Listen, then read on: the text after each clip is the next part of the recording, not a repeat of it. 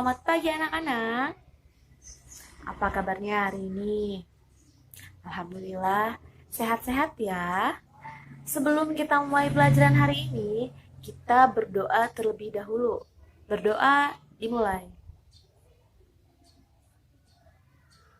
Selesai. Ibu akan mengecek kehadiran kalian terlebih dahulu. Kira-kira siapa hari ini yang tidak masuk? Coba cek teman sebangkunya. Siapa yang hari ini tidak masuk? Ya, masuk semua ya, alhamdulillah. Untuk pembelajaran hari ini, kita akan belajar bersama-sama bersama Ibu Indri.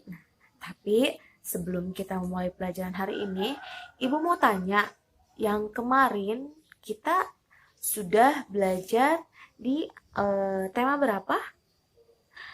Iya, Tiwi, tema berapa? Tema 1, subtema 1, pembelajaran ke-1. Ya, betul sekali.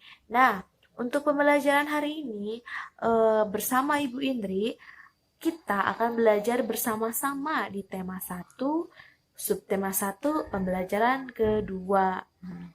Apakah kalian sudah siap untuk belajar dengan Ibu Indri? Siap. Nah, kepada Ibu Indri, saya persilahkan untuk mulai pelajarannya. Hari ini, Ibu akan menjelaskan materi tentang organ gerak hewan dan manusia. Di sini, adakah yang bisa menjelaskan kepada Ibu apa itu organ gerak? Iya, salah satu ciri makhluk hidup adalah bergerak. Bergerak dapat diartikan sebagai perpindahan tempat atau posisi sebagian atau seluruhnya. Semisal, manusia berjalan, hewan melompat. Pada dasarnya, organ gerak pada hewan dan manusia itu dirancang agar kedua makhluk hidup tersebut tetap aktif. Kenapa seperti itu? Karena kalau hewan dan manusia diam atau duduk terlalu lama, malah akan menyebabkan tubuh terasa sakit. Contohnya, jika kita hanya duduk diam, tanpa melakukan aktivitas apapun, tanpa melakukan kegiatan apapun, tanpa bergerak sama sekali selama seharian, apa yang akan tubuh kita rasakan? Tentunya akan terasa sakit ya. Itulah kenapa tubuh kita memerlukan gerakan sekecil apapun. Gerak pada manusia dan hewan menggunakan gerak yang tersusun dari sistem gerak. Alat-alat gerak yang digunakan pada hewan dan manusia ada dua macam, yaitu yang pertama ini ada gerak pasif, yaitu tulang, dan alat yang kedua adalah alat gerak aktif, yaitu otot. Nah, si kedua alat gerak ini akan bekerja sama dalam melakukan pergerakan. Nah, si tulang yang tadi, tulang disebut alat gerak pasif karena tulang tidak dapat bergerak dengan sendirinya tanpa adanya alat gerak aktif yang mempengaruhi si tulang. Nah, maka tulang-tulang pada manusia dan hewan akan diam dan tidak dapat membentuk pergerakan yang sesungguhnya. Walaupun merupakan alat gerak pasif, akan tetapi tulang mempunyai peranan yang besar dalam sistem gerak manusia dan hewan.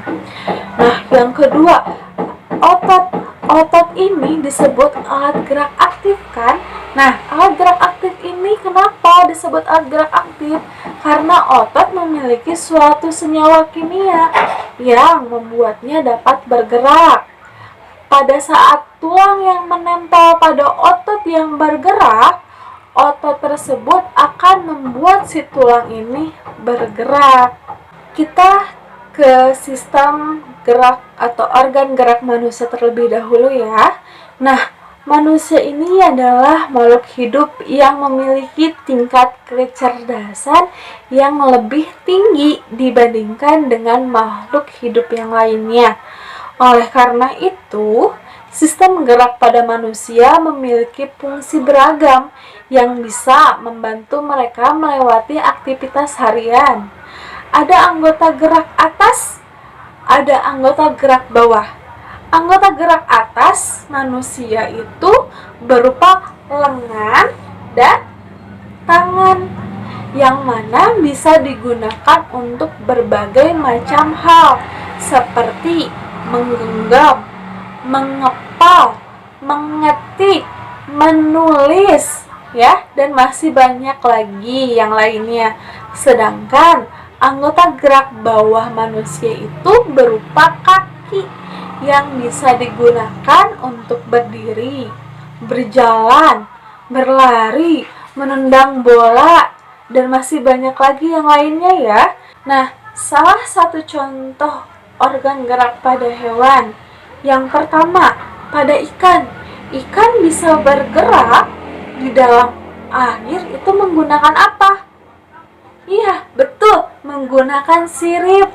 Sementara burung menggunakan sayapnya untuk bergerak terbang di udara. Lalu ada katak. Katak bergerak dengan otot di kakinya untuk dapat melompat dari satu titik ke titik yang lainnya. Hal ini juga berlaku pada kelinci. Kelinci memiliki otot kaki belakang yang lebih kuat dibandingkan otot kaki depannya, yang mana si otot kaki belakang ini bisa membuat si kelinci ini melompat, ya. Kemudian ada ular. Ular menggunakan otot-otot yang terdapat di perutnya untuk membantunya melata dari satu titik ke titik yang lainnya. Sebelum Ibu cukupkan materi hari ini, ada yang mau menjelaskan apa kesimpulan dari materi ini? Ya, silahkan Esi. Ya, benar. Iya, salah satu ciri makhluk hidup adalah bergerak. Bergerak itu dapat diartikan sebagai perpindahan tempat atau perubahan posisi sebagian atau seluruhnya.